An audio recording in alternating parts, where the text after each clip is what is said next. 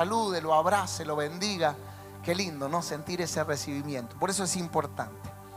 Gloria a Dios. Quiero que me acompañe en el segundo libro de Crónicas, capítulo 20. Vamos a poner aquí en la pantalla, segunda de Crónicas, capítulo 20, verso 1 al 3. Y esta historia cuenta de que hubo una guerra. Enemigos de un pueblo que era el pueblo de Dios, liderados en ese momento por Josafat, quien fue rey sobre Israel. Estos enemigos se levantaron a traer una gran batalla, una gran pelea.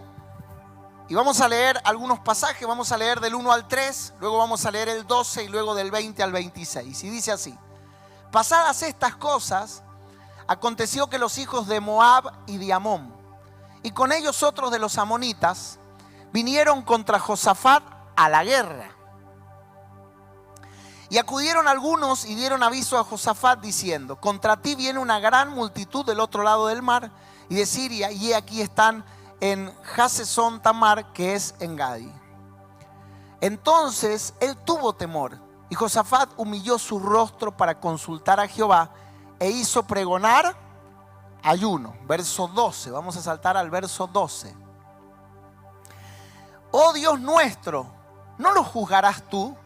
Porque en nosotros no hay fuerza contra tan gran multitud que viene contra nosotros. No sabemos qué hacer y a ti volvemos nuestros ojos. Verso 20, viene la estrategia, la salida. Verso 22.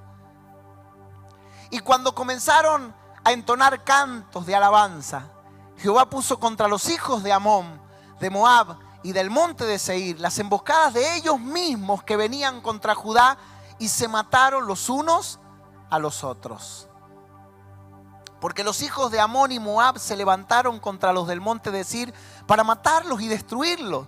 Y cuando hubieron acabado con los del monte de Seir, cada cual ayudó a la destrucción de su compañero.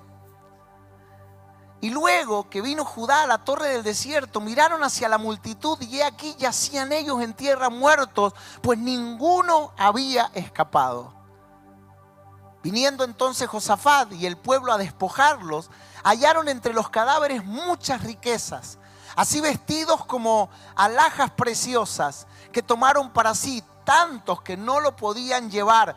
3 días estuvieron recogiendo el motín porque era mucho. Levante su mano al cielo. Hoy estamos aquí celebrando, esta es una noche de fe. Es una noche de fe. Yo quiero que empiece usted a declarar y a profetizar, o sea, a hablar lo que Dios va a hacer y lo que va a acontecer. Así que con fe. Vamos, una mano en el corazón aquí. Porque dice que con el corazón se cree y con la boca se confiesa. Así que aquí lo vamos a creer y acá lo vamos a confesar. Hoy declaramos que los enemigos que se han levantado contra mí, contra mi familia y contra mi casa, aunque son muchos, Jehová peleará por mí. Dios peleará mi batalla y venceré porque Él está conmigo. Hoy me levanto para reconocerlo como mi Dios, quien pelea por mí. En Él confiaré, creeré a su palabra y lo voy a alabar, lo voy a adorar con mi vida. Voy a ver la destrucción de mis enemigos y voy a tomar el botín. Voy a despojarlos de lo que me han robado por generaciones, porque Dios me dará la victoria. Será tanto que no alcanzará una noche, no alcanzará un día, ni una semana, ni un año para tomar todo lo que hay preparado para mí. En el nombre de Jesús. Amén y amén. Lo declaramos y profetizamos en el nombre de Jesús, porque es palabra de Dios para nuestras vidas.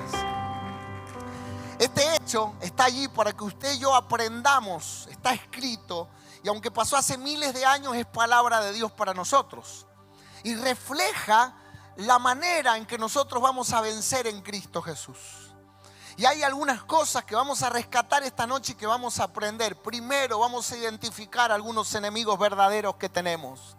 Enemigos que quizás hasta el día de hoy no los considerabas como tal.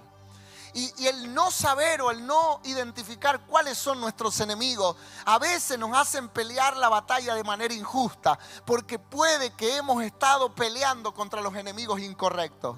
Y no se puede ganar cuando los enemigos no existen. ¿Por qué? Porque de hecho Satanás trabaja desde el anonimato. Lo que menos él necesita es que tú lo identifiques para que tú estés dando golpes al aire, para que tú estés batallando con fantasmas, con cosas que no existen, y los verdaderos enemigos sigan allí de incógnito. Ellos se meten en nuestra vida y buscan nuestra destrucción y nos van despojando. Pero cuando viene Cristo a nuestras vidas, Él dice que Él vence a nuestros enemigos y dice que Él los despoja para devolvernos y restaurar y restituir todo lo que nos han robado. Diga conmigo: el Señor me va a rescatar, me va a redimir y me va a restituir. Esas palabras son promesas de Dios para ti y para tu familia. Y eso lo logramos cuando estamos en Cristo. ¿Qué vemos en este relato? ¿Qué aprendemos hoy? Que hay una guerra, que hay enemigos que se levantan contra nosotros y son poderosos. No podemos ignorar el poder espiritual que ellos tienen, el poder de destrucción que tienen. Yo siempre digo: no ignore el poder que tienen las tinieblas, porque el que lo ignore no les quita poder. Ignorarnos no los aleja, ¿no? Vio que cuando éramos chicos teníamos esa manera de ser. ¿Cómo era cuando éramos chicos? Si sentíamos que había un mal fuera de la habitación, cerrábamos la puerta, ¿no? En la televisión muestran, en los dibujitos nos mostraban que se metía debajo de la cama, ¿no? Y ese dibujito gracioso que le quedaba la cola afuera y la cabeza adentro, ¿no? Tipo el avestruz. Dice que el avestruz cuando tiene miedo, ¿qué hace? ¿Ah? Dice que esconde la cabeza en un hueco, pero le queda todo el cuerpazo que tiene atrás, ¿no? Algunos tienen como figura de avestruz ahí. Digo porque esconden la cabeza, no por otra cosa, no vaya a pensar mal.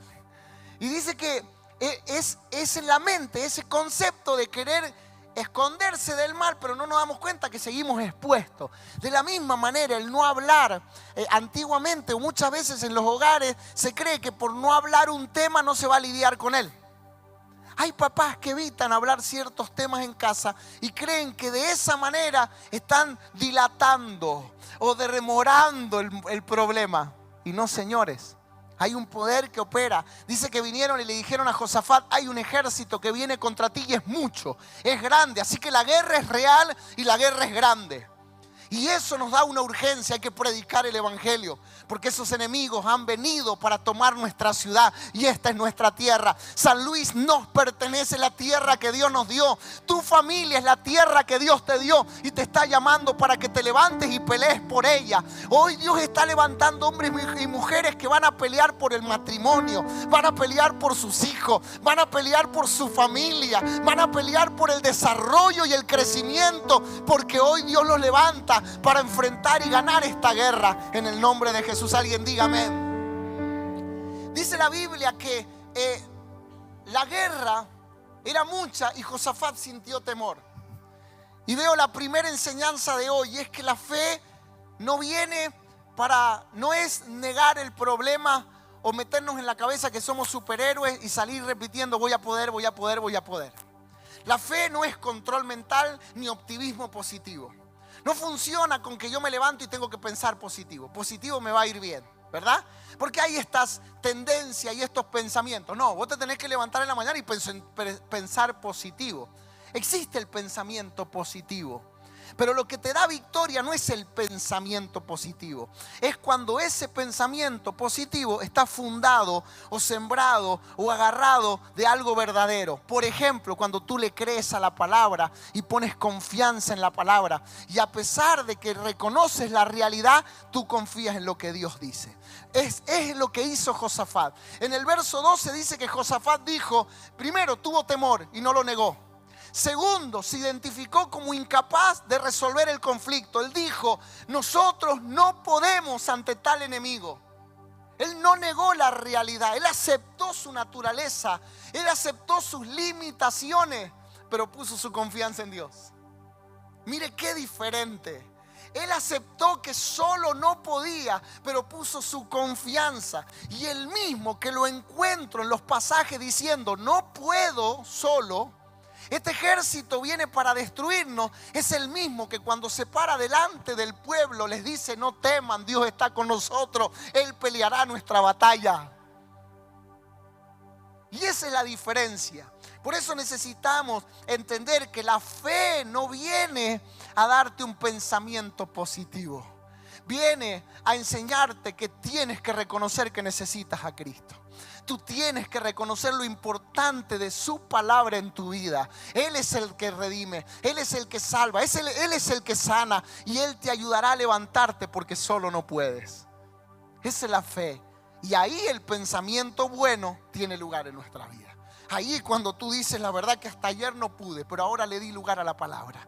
Y es en su palabra que yo me levanto. Hasta ayer lo intentaste un montón de veces, pero ahora te das la oportunidad. Y allí donde el pensamiento empieza a fundarse en la palabra. ¿Cuántos dicen amén? Y luego vemos esta actitud de cómo venció la guerra. Primero, la manera en que buscó a Dios tuvo 3 aspectos. Número 1, se humilló. Al punto, dice que humilló su rostro. Esta expresión tiene que ver, se tiró al suelo. Esto responde a por qué hay muchas personas que cuando oran se arrodillan. Otros se tiran al suelo. Es una manera, es una forma. El humillar el rostro es, Él se postró para reconocer, tú eres más grande, aunque el problema es grande, el ejército es grande, pero tú eres mayor. Tú eres mayor. Dice que se postró. Esa actitud desde el corazón nace, él siendo rey, siendo un militar. Entendamos el contexto.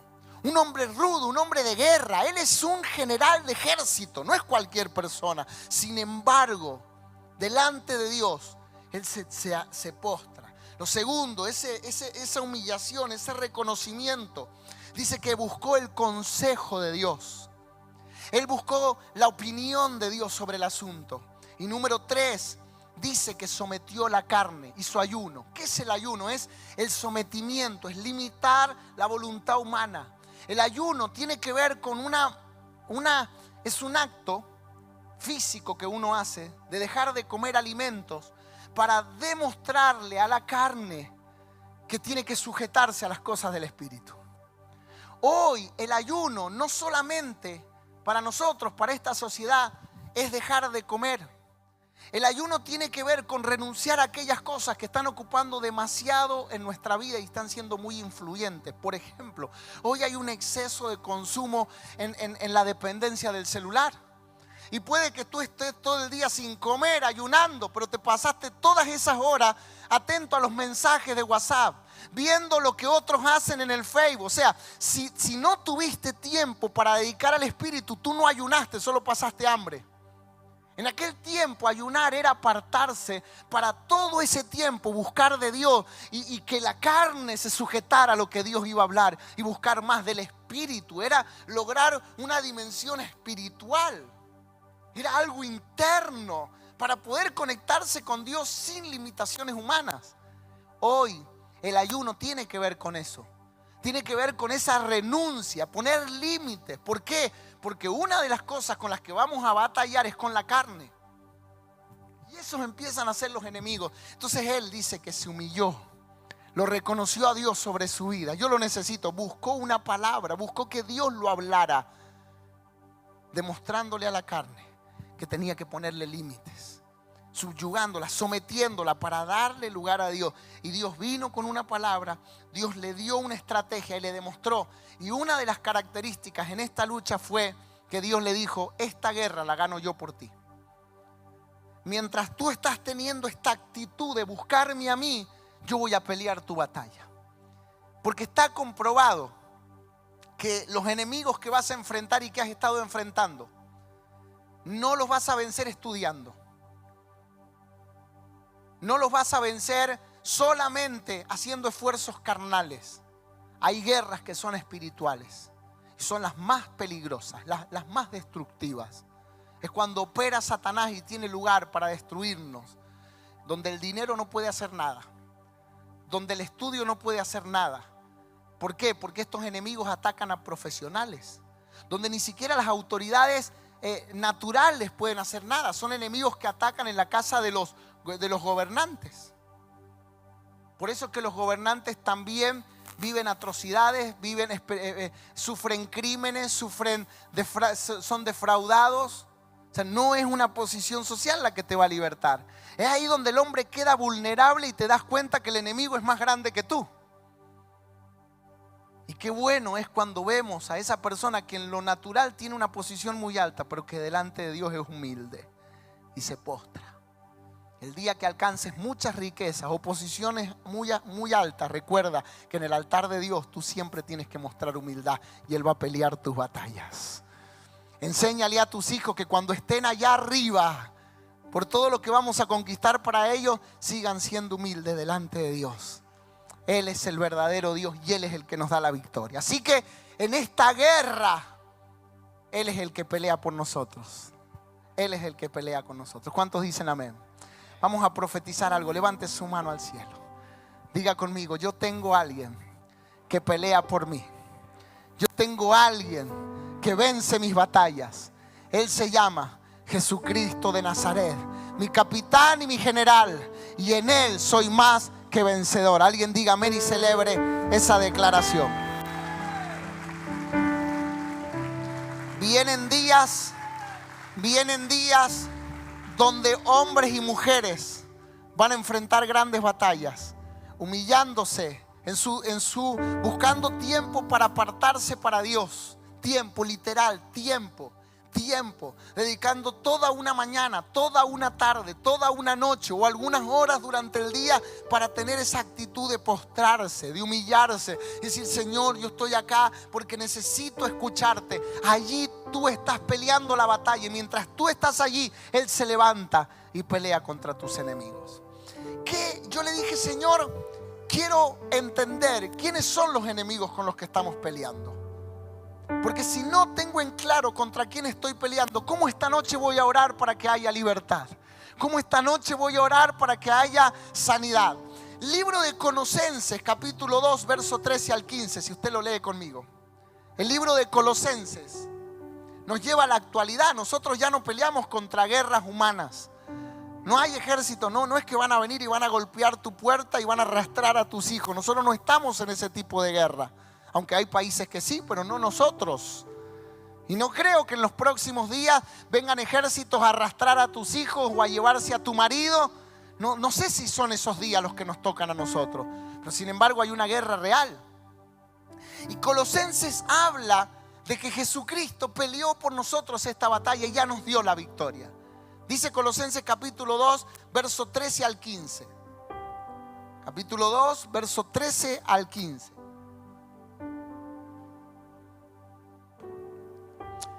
Y a vosotros, estando muertos en pecados y en la incircuncisión de vuestra carne, Él les dio vida juntamente con Él. ¿Cómo?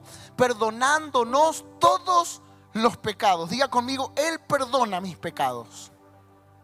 Él me da salvación perdonando mis pecados.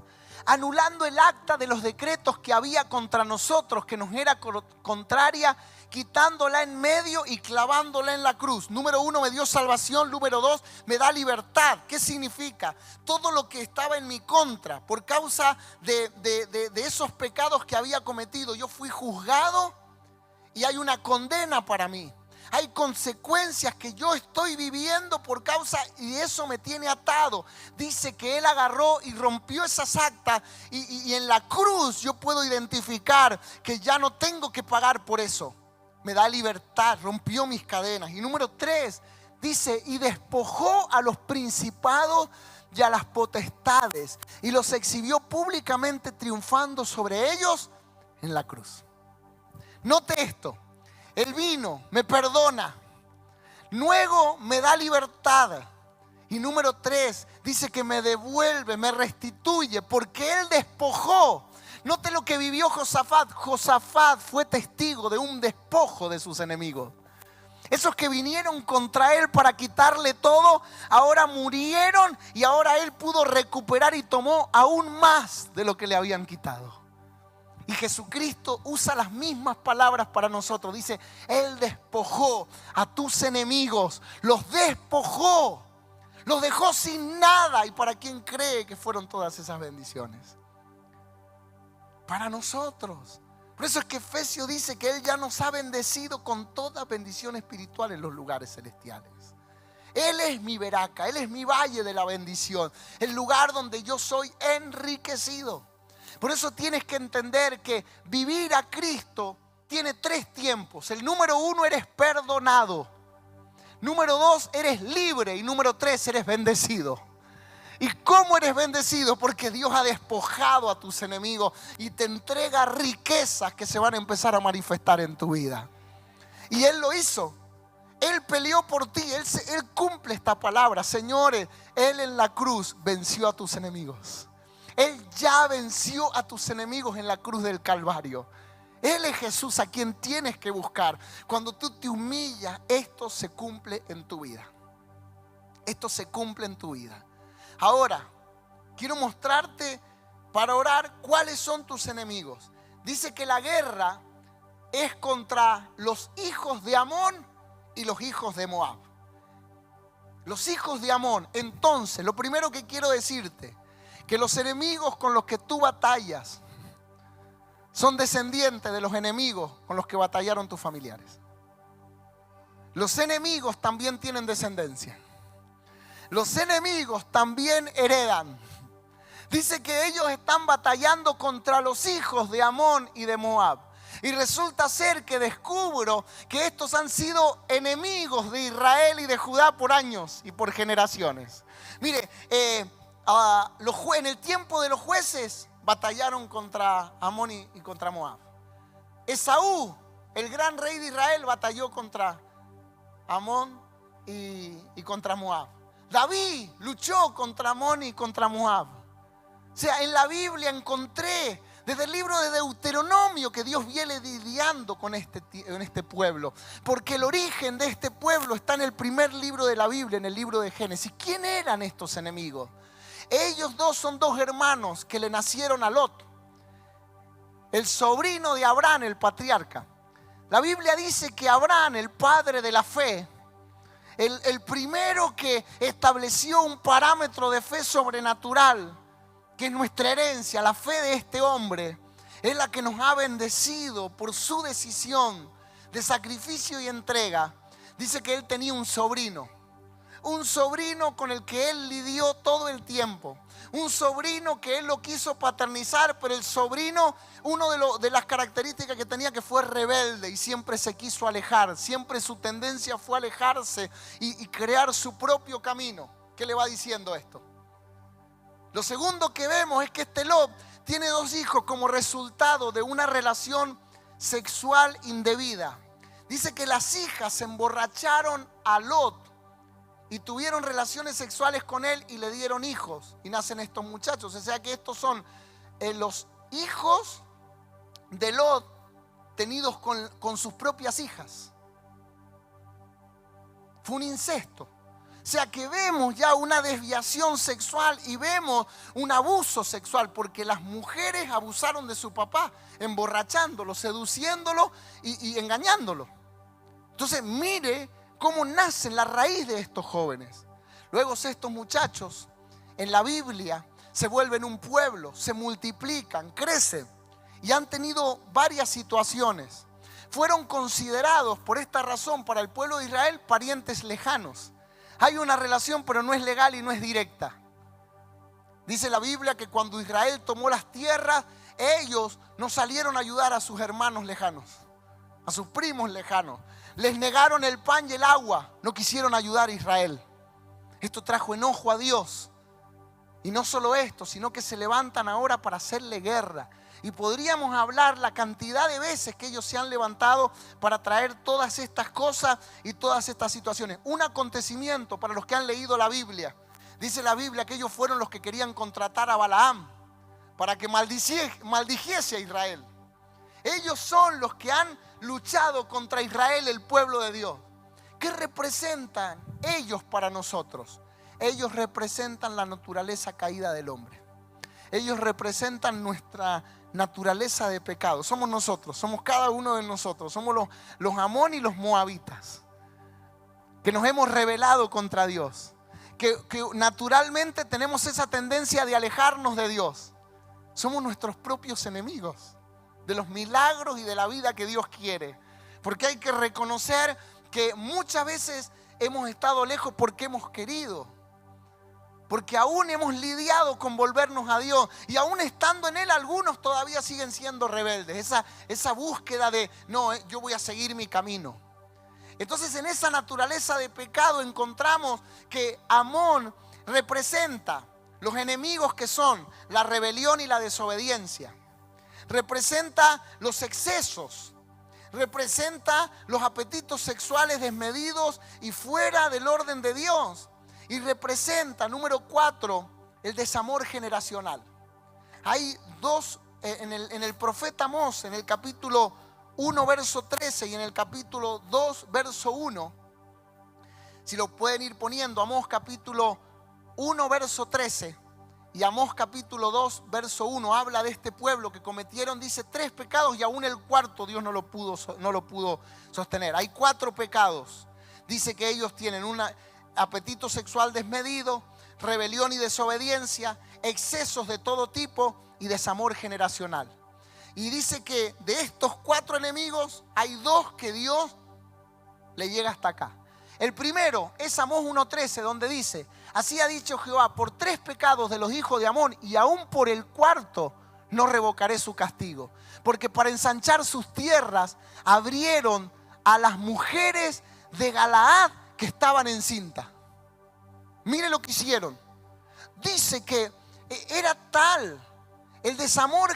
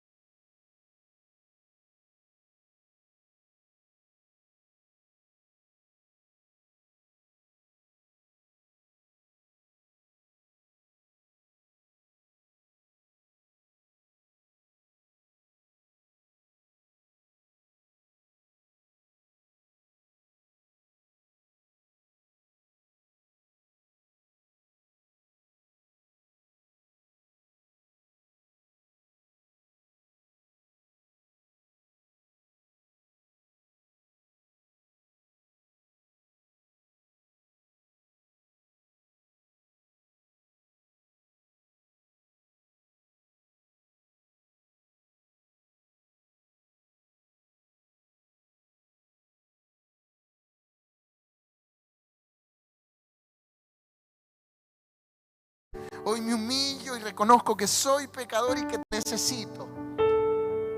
Y quiero tu palabra, que es la que me va a levantar y me va a sostener, porque voy a creer en ella. Y voy a poner esta naturaleza a ayunar. Ahora voy a someter esta naturaleza a tu orden. Mire qué extraordinario. Y ahora entiendo por qué el ayuno. Porque el ayuno tiene que ver con renunciar a lo que me gusta.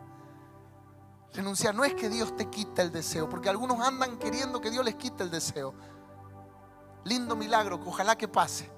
Pero cuando se trata del apetito, de la carne, no siempre el deseo desaparece. Muchas veces el deseo hay que rendirlo a Cristo. Esto es lo que, sí, la verdad que yo quiero hacerlo, pero renuncio a esto por amor a Cristo, porque yo ahora quiero vivir en Él. Y lo voy a someter no a la carne, sí al Espíritu. Y la Biblia dice que el espíritu y la carne están en una lucha constante. Nunca dejarás de batallar con eso. Pero tendrás que aprender a poner límites. Y cuanto más te metes con Dios, más fuerza vas a encontrar para ponerle límites, porque Él te va a dar la fuerza. Y el resultado final, Dios te lleva al valle de Beraca, al valle de tu bendición. Toda persona que logra someter su carne a Cristo, toda persona que logra humillarse delante de Dios y lo deja a Él vencer su batalla y se aparta del pecado, esa persona ve el despojo de sus enemigos y comienza a vivir tiempos de restitución. Y todo lo que había perdido por años, Dios se lo empieza a devolver.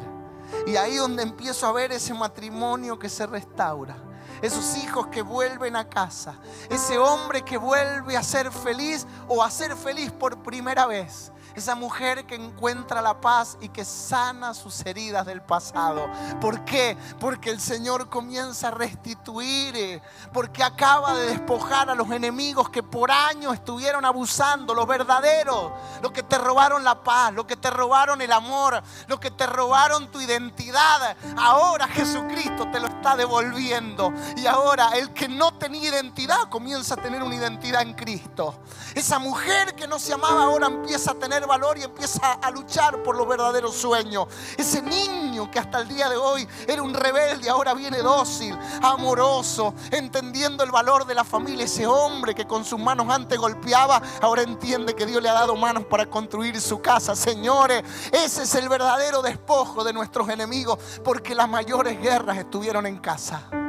Porque las mayores guerras se dan en el corazón. Hombres y mujeres transformados porque Cristo les da verdadera victoria.